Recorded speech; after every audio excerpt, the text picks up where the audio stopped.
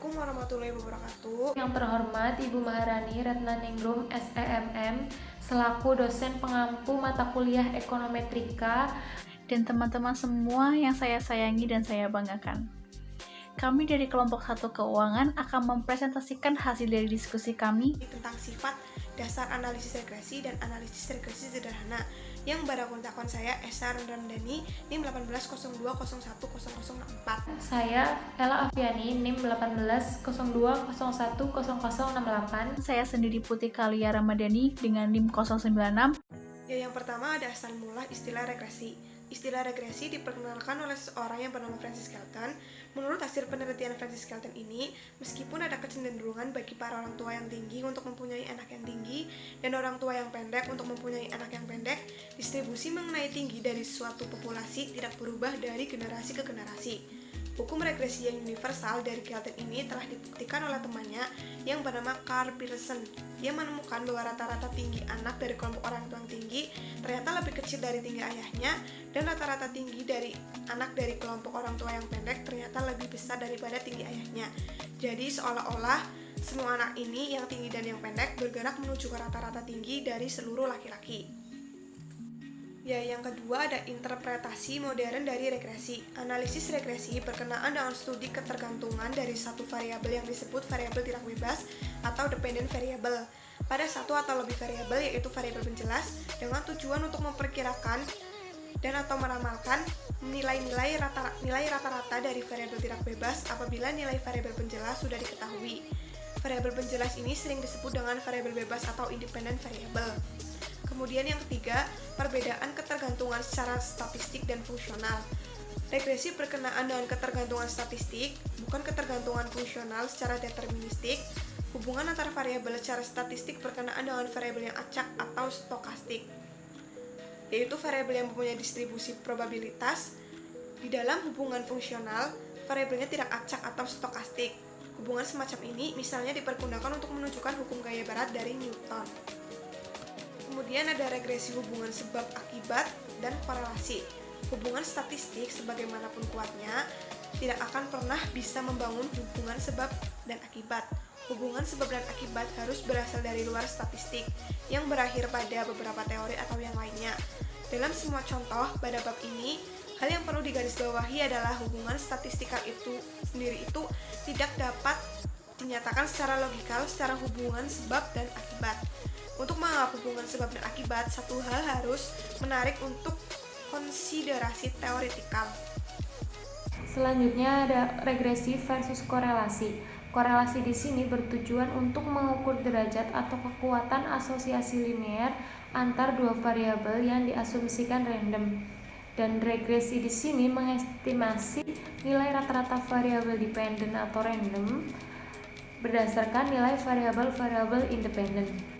Regresi dalam statistika adalah satu metode untuk menentukan sebab akibat antar variabel, yakni variabel independen atau yang disebut dengan variabel X dan variabel dependent atau yang sering disebut dengan variabel Y.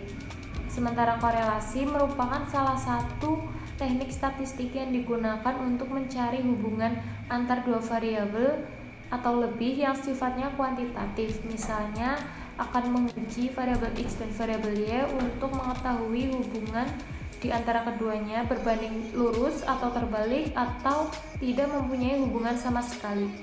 Selanjutnya ada sifat dan sumber data analisis ekonomi. Keberhasilan setiap analisis ekonometrik akhirnya tergantung pada ketersediaan data yang sesuai. Dan sumber-sumber datanya apa aja sih? Yang pertama ada data series time atau pengelompokan secara berkala, seperti misalnya harian, contohnya ada harga saham dan laporan cuaca. Dengan cara mingguan, contohnya ada angka jumlah uang yang beredar, dan dengan cara bulanan, contohnya tingkat pengangguran dan indeks harga konsumen dan lain-lain. Berikutnya ada cross-section atau data pada satu atau lebih variabel yang dikumpulkan pada poin yang sama dalam satu waktu, seperti sensus penduduk yang dilakukan oleh Biro Sensus. Berikutnya ada pooled data atau pemusatan atau penggabungan data dari kedua time series dan data cross section. Dan yang terakhir ada data panel longitudinal atau micropanel.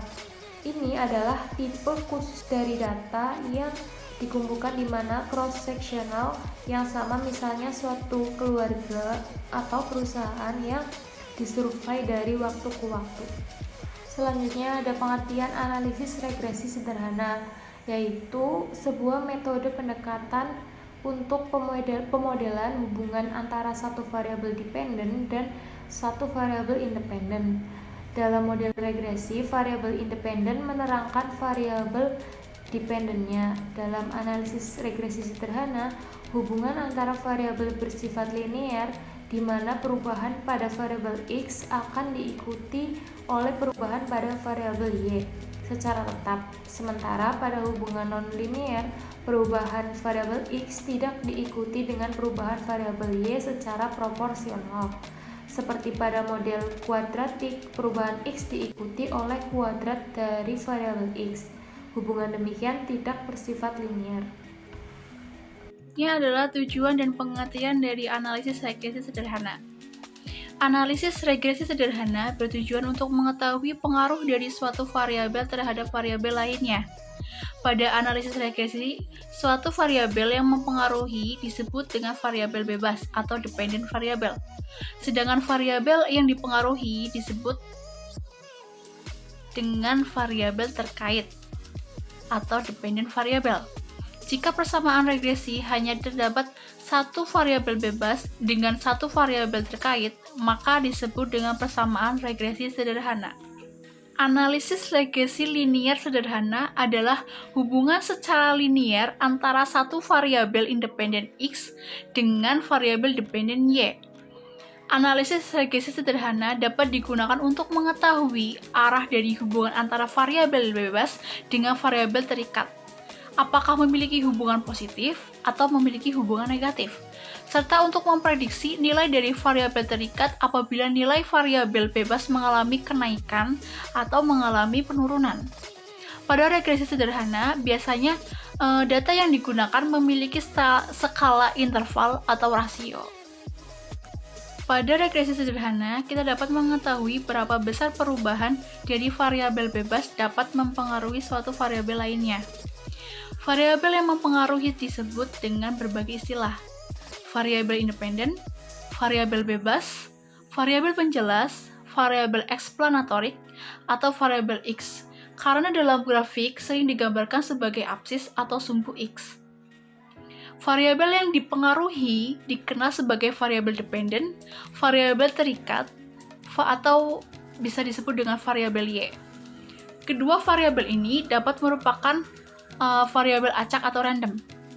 Namun, variabel yang dipengaruhi harus selalu acak. Analisis regresi adalah salah satu analisis yang luas pemakaiannya. Analisis regresi digunakan untuk melakukan suatu prediksi atau peramalan. Prinsip dasar pada persamaan regresi sederhana adalah bahwa antara variabel dependen X dengan variabel independennya Y harus memiliki sifat hubungan sebab akibat atau hubungan kausalitas berdasarkan teori atau dari hasil penelitian sebelumnya, atau juga yang didasarkan dari penjelasan logis tertentu. Di sini juga kami akan sedikit memaparkan rumus umum dari regresi linear sederhana.